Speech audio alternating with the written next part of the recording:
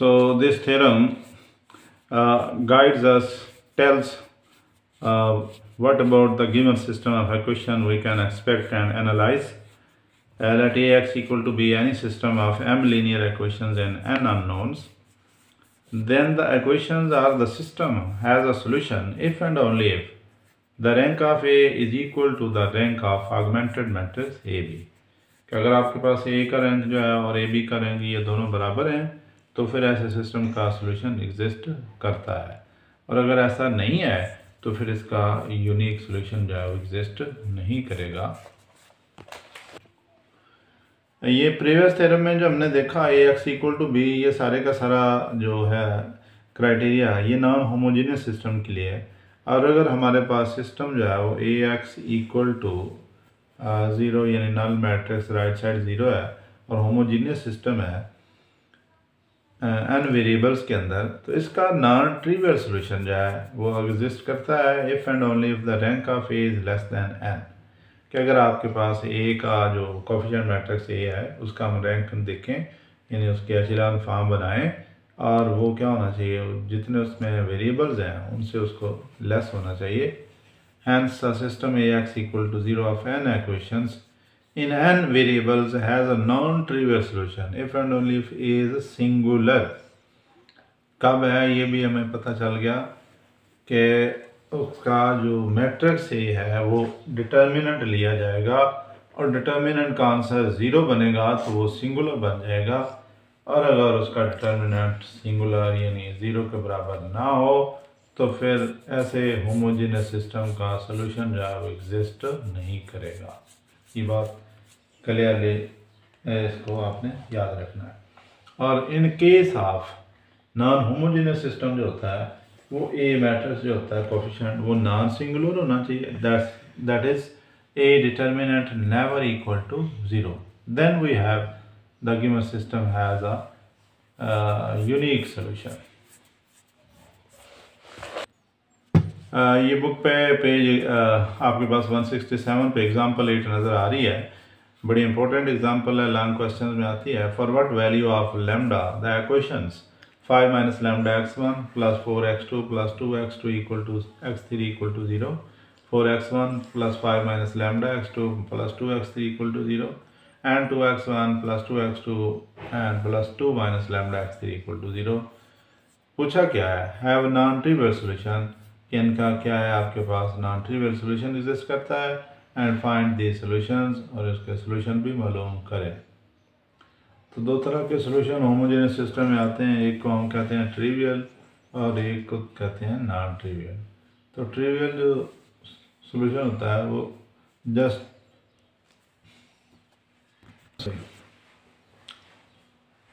उसके जितने वेरिएबल्स होते हैं वो सारे के सारे, अगर आपके पास x1 x2 तीन वेरिएबल आते हैं सब की वैल्यू इक्वल टू 0 हो जाएगा तो इसको हम ट्रिवियल कहेंगे। और अगर अदर देन 0 को इनकी वैल्यू एग्जिस्ट करती हैं हमारे पास उस प्रॉब्लम में तो फिर इसको हम नॉन ट्रिवियल कहते हैं। तो उसने कहा ये, तो सबसे पहले क्या किया, मैट्रिक्स ऑफ कोफिशिएंट बनाया और फिर कहता है इसको हम क्या बनाते हैं, एचेलॉन फॉर्म बनाते हैं बाय एलिमेंट्री रो ऑपरेशंस।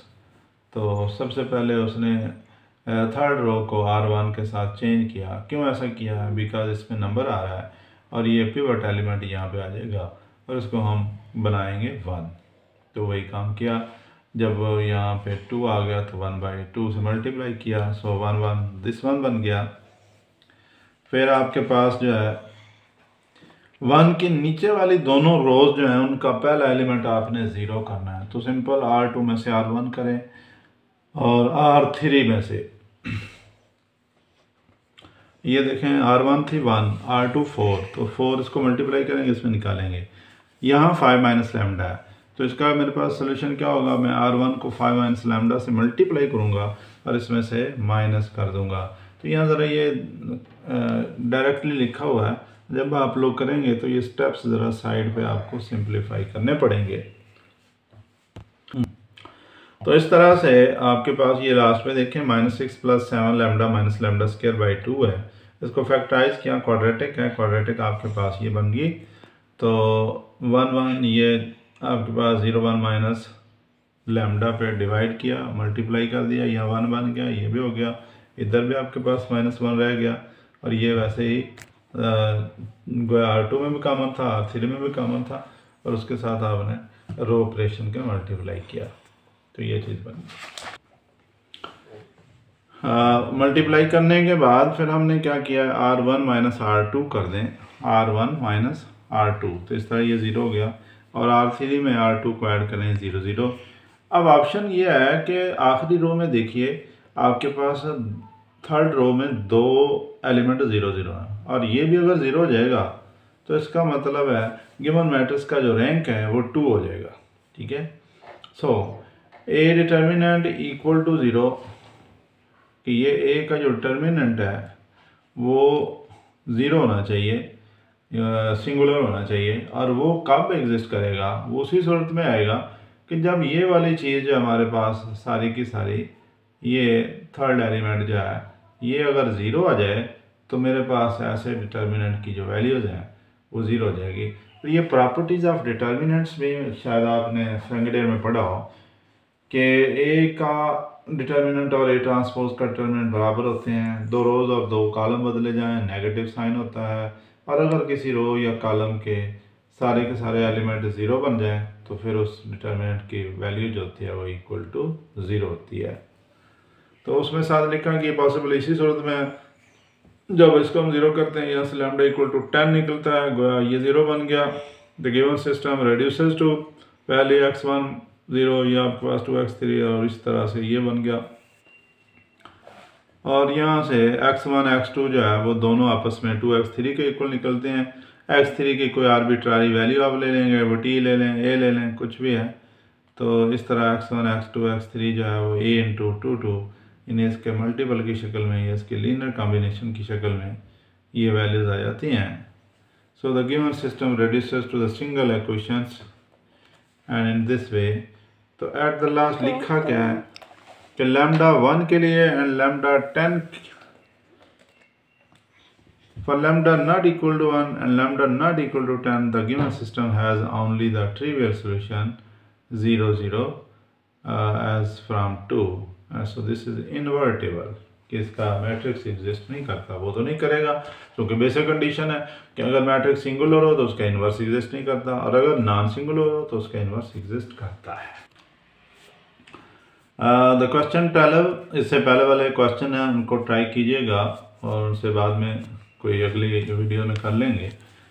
आज ये क्वेश्चन नेक्स्ट जो हमारे पास 12 है, इसके अंदर देख लें आप कि ये राइट साइड पे हमें 0 आता है नज़र, और इसका मतलब है ये होमोजीनियस सिस्टम है कि ऐसे सिस्टम को हम नाम देते हैं होमोजीनियस सिस्टम ऑफ इक्वेशन, और इसके 2 सोल्यूशन, एक ट्रिवियल सोल्यूशन होता है, एक नॉन ट्रिवियल। ट्रिवियल में बता चुका हूँ कि x1 x2 x3 अगर मेरे पास ये तीनों वेरिएबल जो हैं वो अगर ऑल इक्वल टू ये 0 0 0 0 ये ट्रिवियल होता है, और अगर वो 0 0 के नहीं है तो इसको आप नाम देते हैं नॉन ट्रिवियल के लिए।